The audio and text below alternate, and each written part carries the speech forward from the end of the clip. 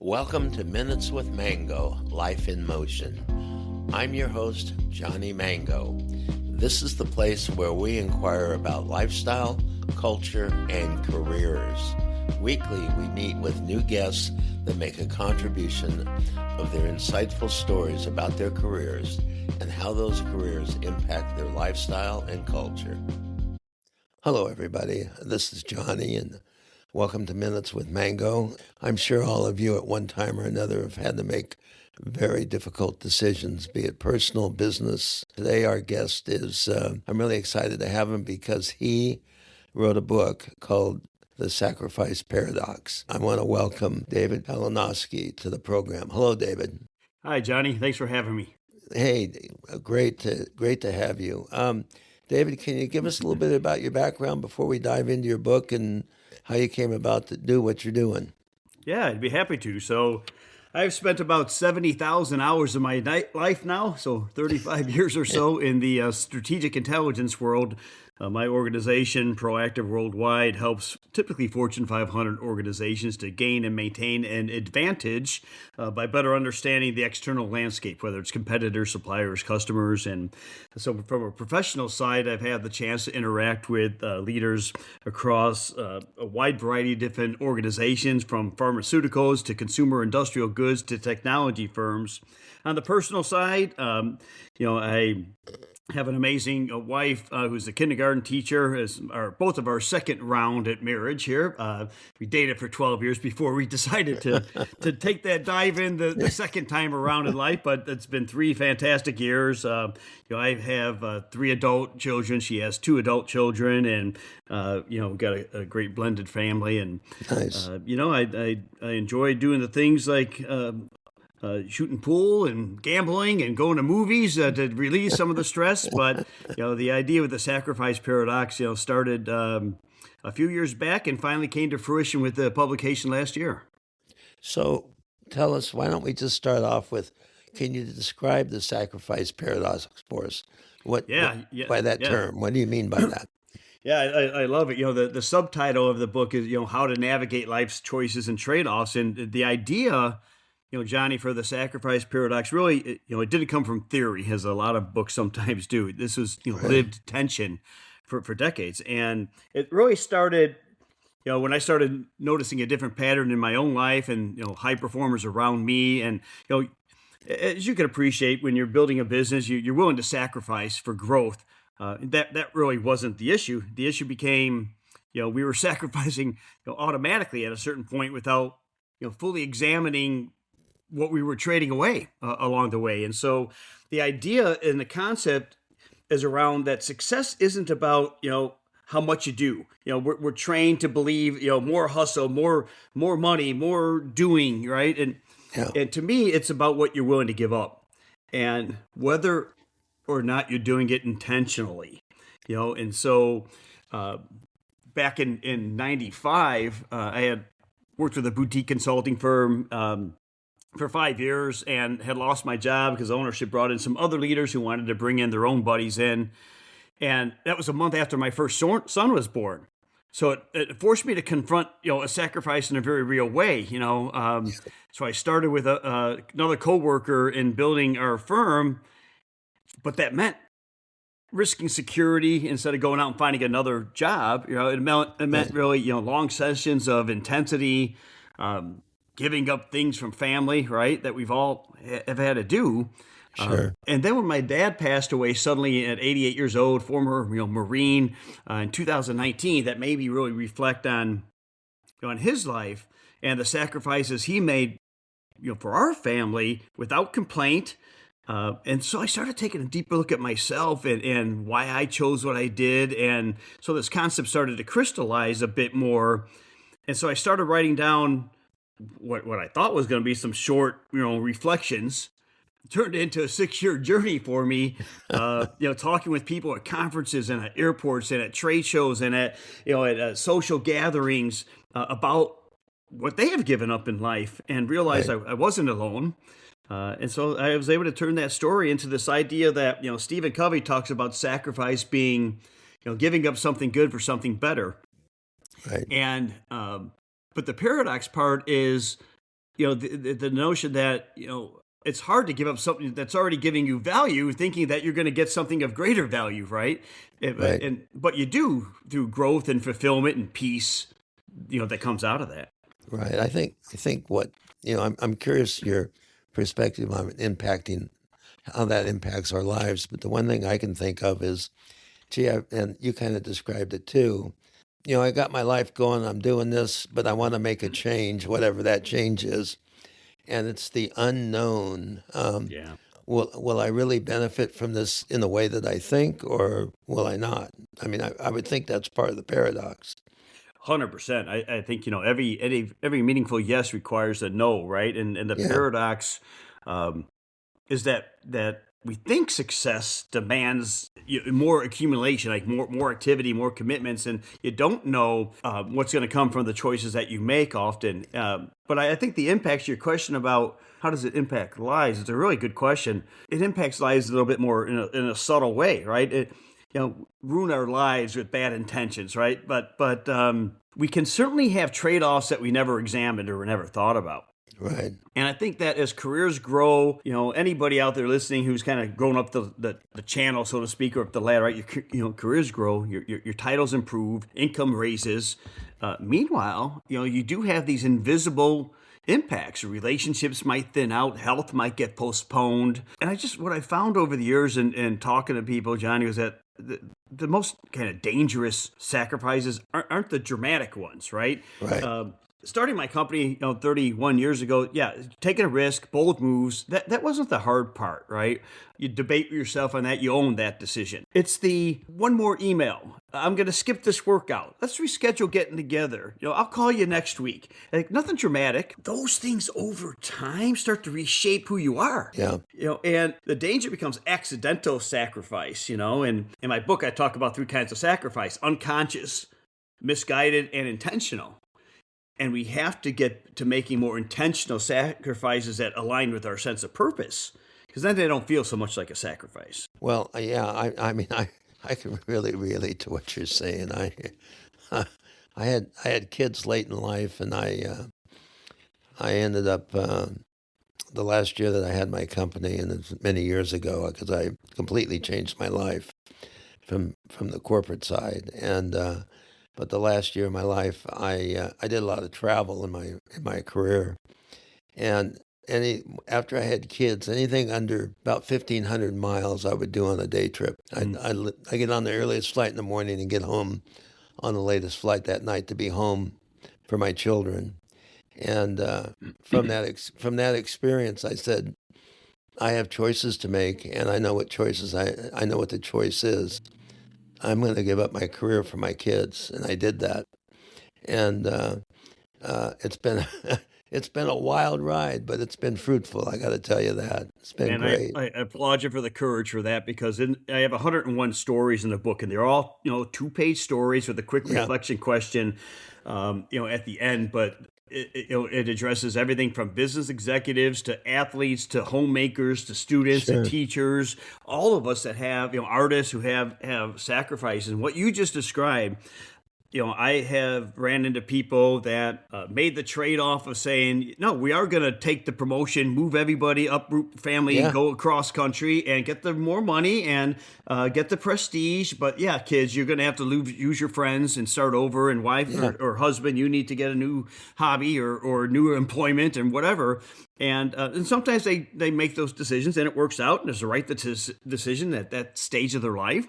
But I've also right. have others like that you just mentioned that have realized that at a certain point after the long day that you just described, they come home and nobody's awake anymore. Nobody's asking you how your day was. And they have lost interest because you seem to have lost interest, right? Yeah, yeah, Even though that's not the case, and so you do make the choice of what matters most to me, and it does change during your life stages, right? sure, And absolutely. sometimes, yeah, money and work and professional stuff, it takes a higher priority at times, Yeah, But you're right. yeah, There's an example I have in the book is, when you miss your kid's, band concert and you're gone, and does your kid really think about, yeah, you got your project done, or are they looking out into the audience, not seeing you?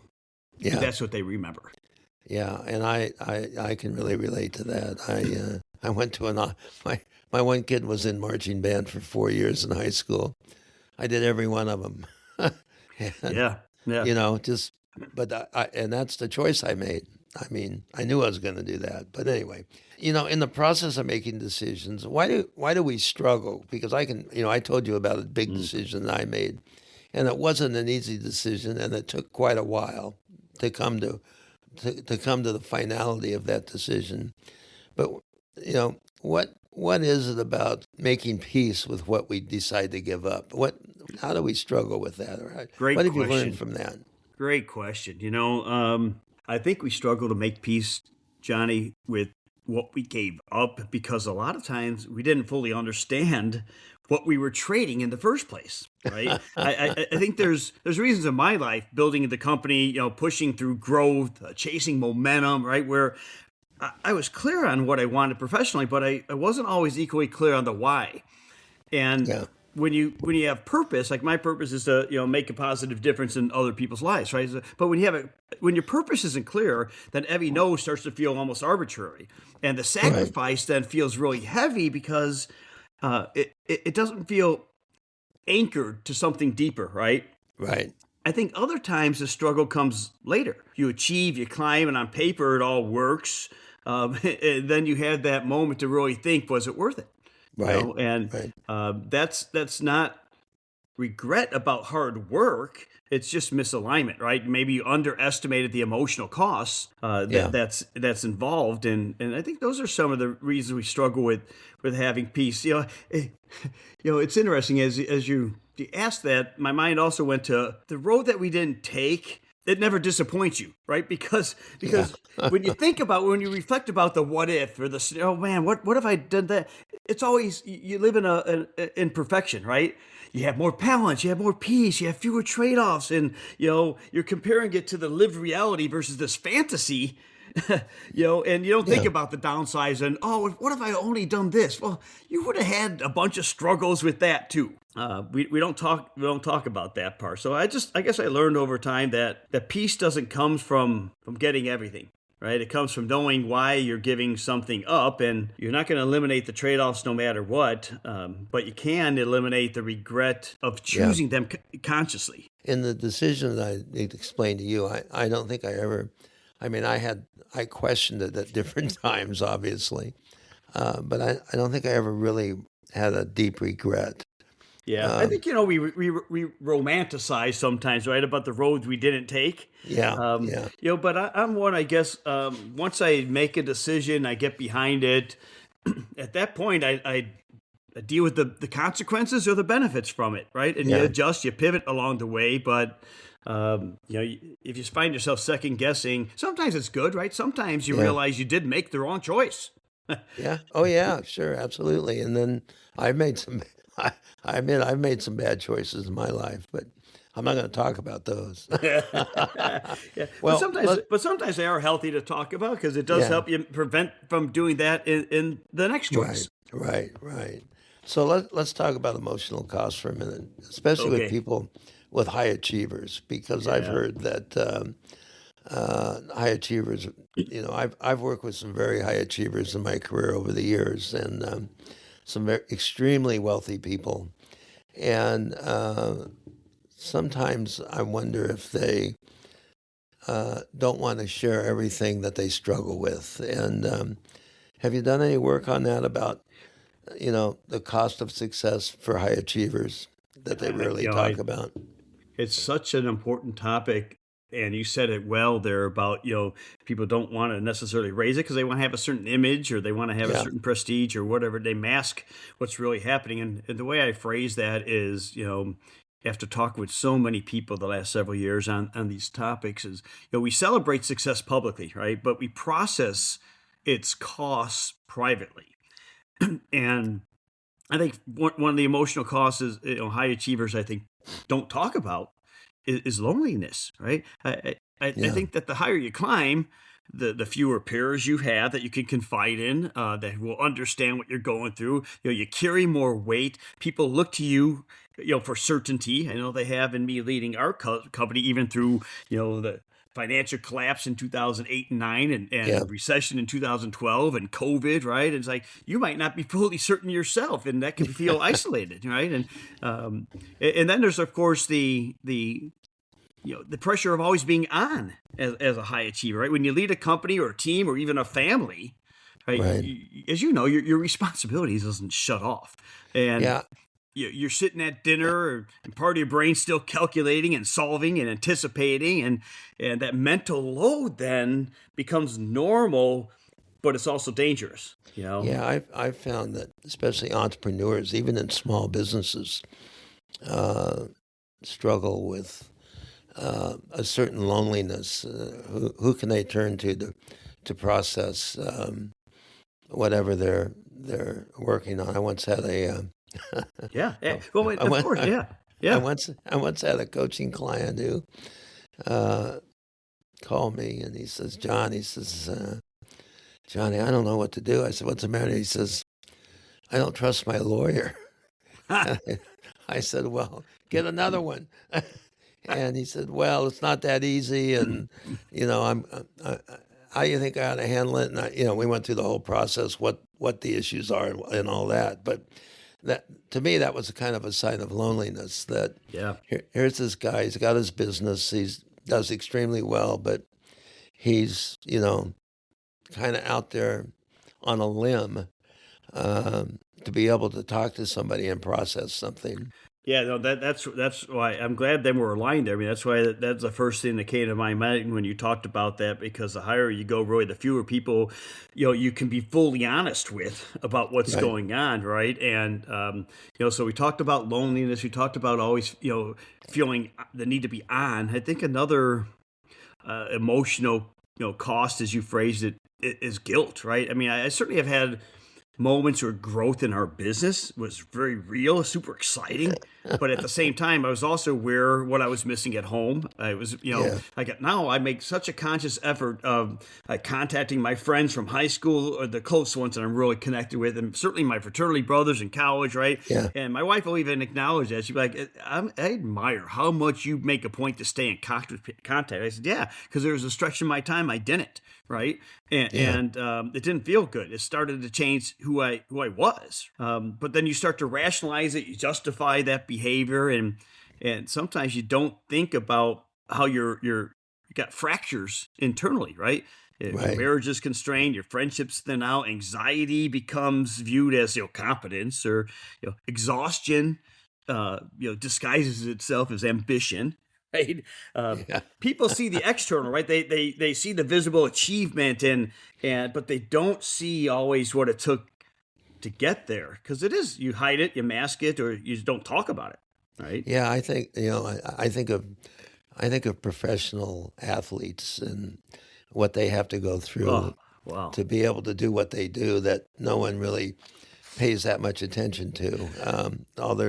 I'm thinking right now we just finished football season, but every player on those fields have gone through so much strength training, studying, all the things they have to remember with all the plays and all that stuff. And everybody thinks it's just a quarterback, but it's everybody on that team has to remember everything Well, to and make the it work. discipline of what they eat, and expect, unless you're like a defensive lineman, and you're 320 pounds. Maybe you don't care as much about that, but like look at the Olympics, right? Yeah. And you watch some of these figure skaters doing these flips in the air and twists, and I'm like, I can't even stand here and turn around and jump up and down once, let alone in the air on ice skates, 3 times, and you just see these subtle applause from people. I'm like, none of you could do that. It's like I, they trained 15 hours a day for 3 years to do that. I You don't know know, if I forget which team it was, but I saw one the other night, a figure skater. It was a man and a woman, and they're skating, and she's behind him, and she puts her head into his back, and then somehow moves her body all the way up over his head and comes all the way over. It's And nuts. I Yeah. still don't know how Well, anybody can do that. well, even the guys, let's say the girl is even just 100 pounds, he's holding her over his head with one hand, spinning around like, what the hell? Yeah.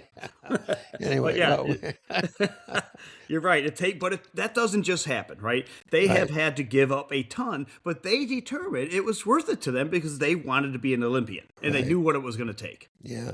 So have you found any people in your travels and in your examples and in your book uh, about the distinction between healthy sacrifice and one that erodes someone's identity? Mm. Have you run into Yeah. anybody like that? Absolutely. Even for myself, I had to learn that the hard way, right? I Oh, mean, really? you're building something. Sacrifice feels noble, right? Long hours feels justified. Missed events feels temporary. And you Right. tell yourself this is part of the journey. And sometimes it is, right? Yeah. But I think there's been seasons, certainly, and even in my career, where self-sacrifice was healthy. Right, I was stretching myself. I was learning, taking risks. The hours may be long, but it supported my purpose.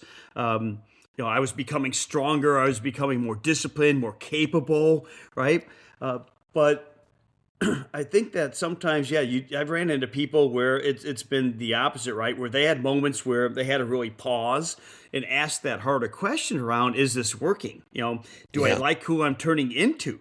I've seen Right. some people that really became assholes, quite frankly, because they were so blind to everything else happening. It wasn't who they were 5 years prior to that. So to me, because there's I guess a different kind of sacrifice that you have to take at times, and it can slowly erode who you are. And yeah, I have seen people look at as you phrase it, the healthy sacrifices versus the ones that kind of make you change who you are. And I guess I find, John, that if the difference for me comes down to alignment, right?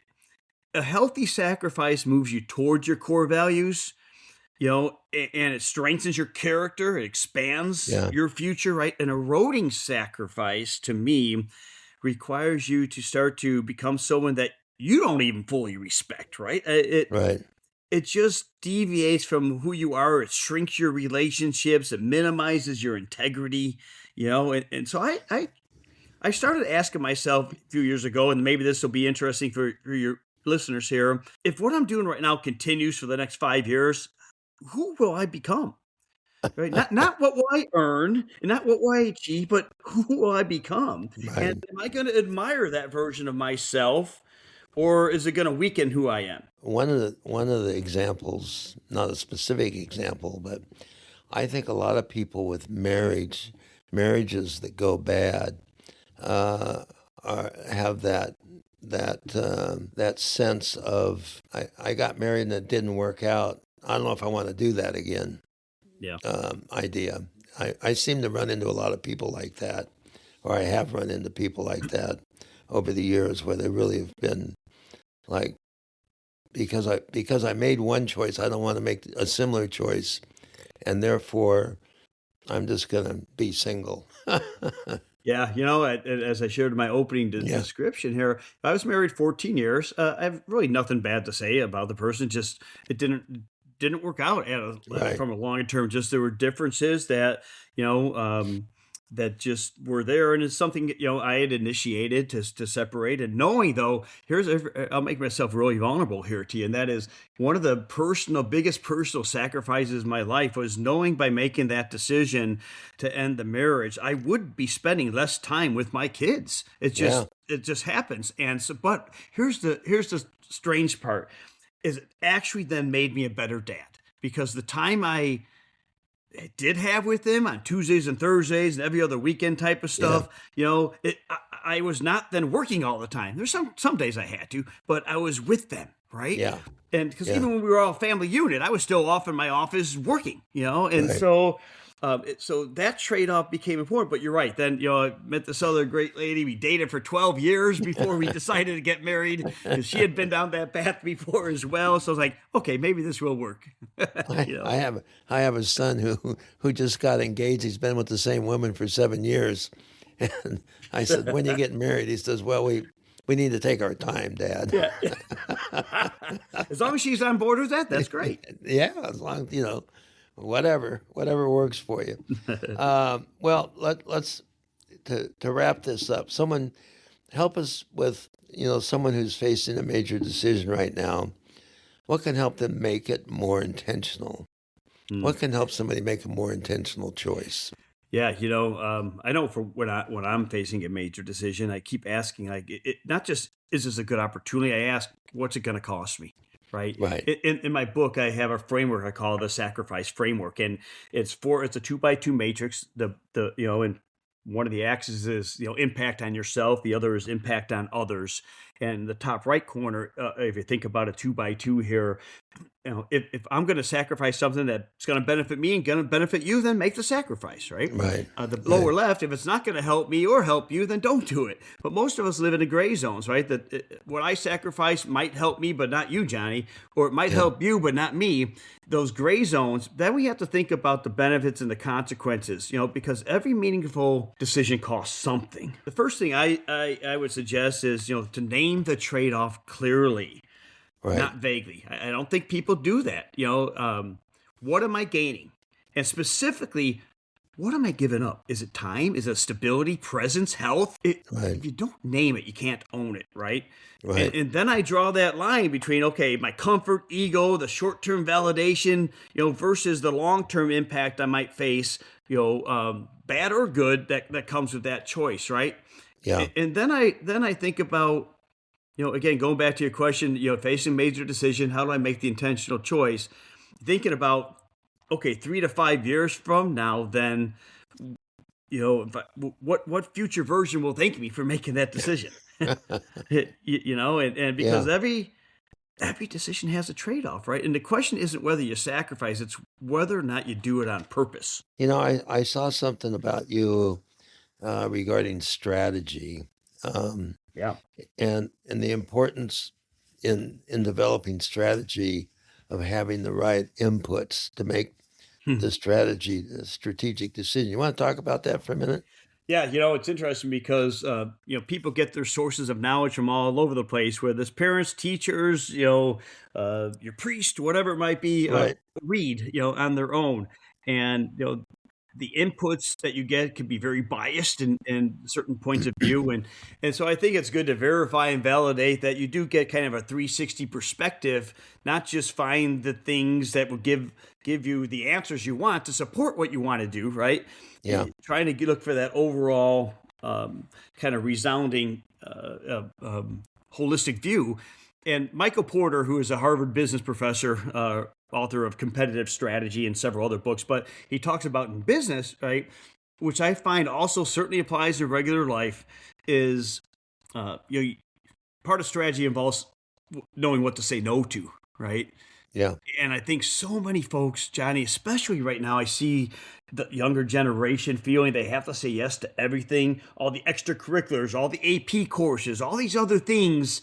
And Uh-huh. then they realize it's impacting them socially or it's impacting them some other way emotionally. It's like, well, but you could choose to not do those things that's creating the anxiety you're having, Right. right? And Yeah. so, yeah, so knowing what to say no to, I think, is a big part of strategy, and getting the right inputs, the right influencers, to make an informed decision become very important. Yeah. I think the inputs. I was once with a company many years ago, and they had a retail product that the company thought that it had limited distribution, when in fact it was being distributed across the entire country, and they didn't know it. And I Mm. remember I remember interviewing with them, and it was a long recruiting process, and I was traveling, and I would go to whenever I was in the city, I'd go look for this particular company's product just to see if it was there, and I ran into it everywhere. And during the interview Wow. process, they told me that they were only in 8 strategic markets across the country, and I said, "Well, I'm seeing you everywhere." And they're going, "Oh no, that's impossible." I go, "Well, I, I was just in South Carolina or wherever I was, and that's not one of your 8 strategic markets." And they kind of blew it off, like, "Nah, he doesn't really know." And they ended up building brand new additional factory because they were going to launch across the country, and they did that. They did an offering to raise money for that factory.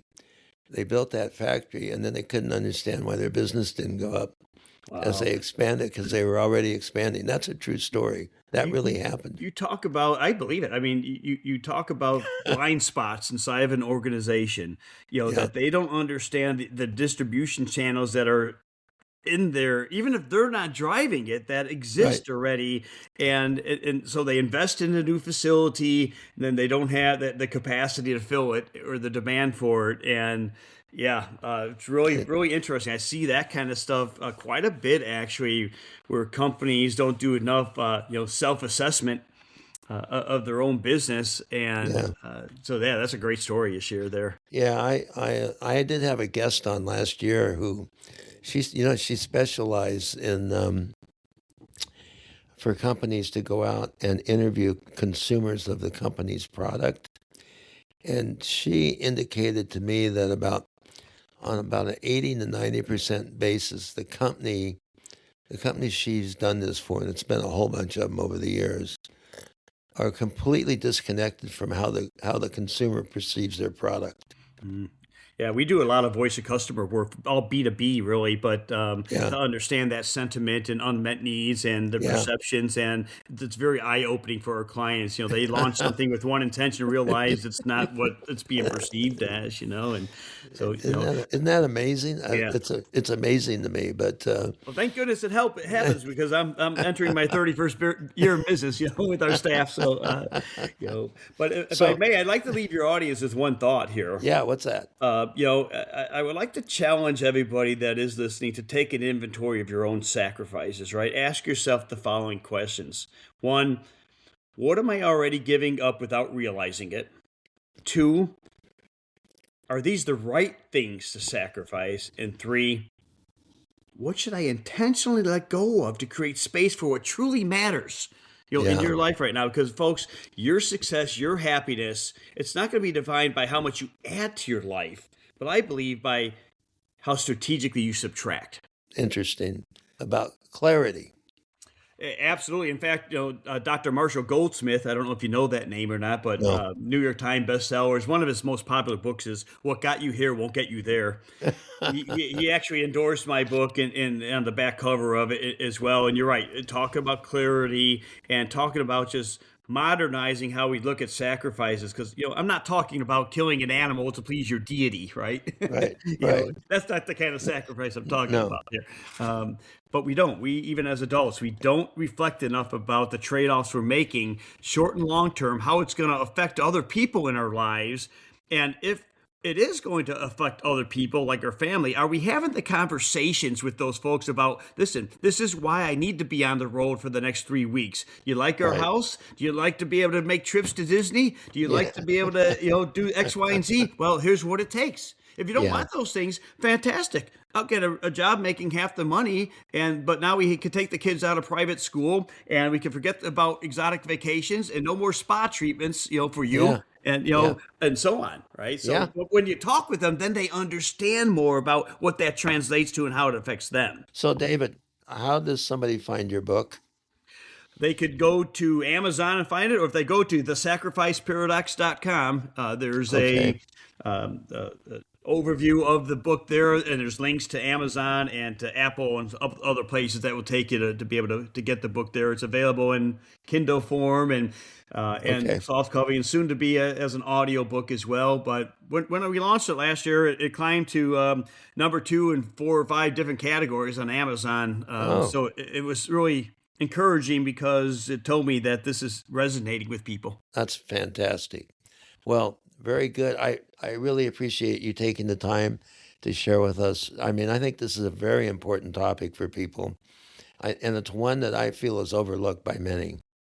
Yeah, And I would agree, and I thank you for the opportunity to get the message out there, to be a guest on your important show to talk about these types of issues, and yeah, I look forward to staying in touch.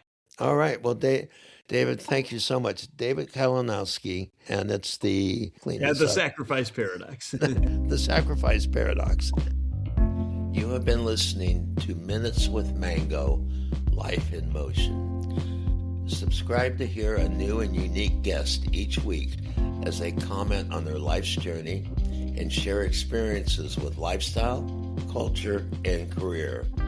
You can always find us at minuteswithmango.com.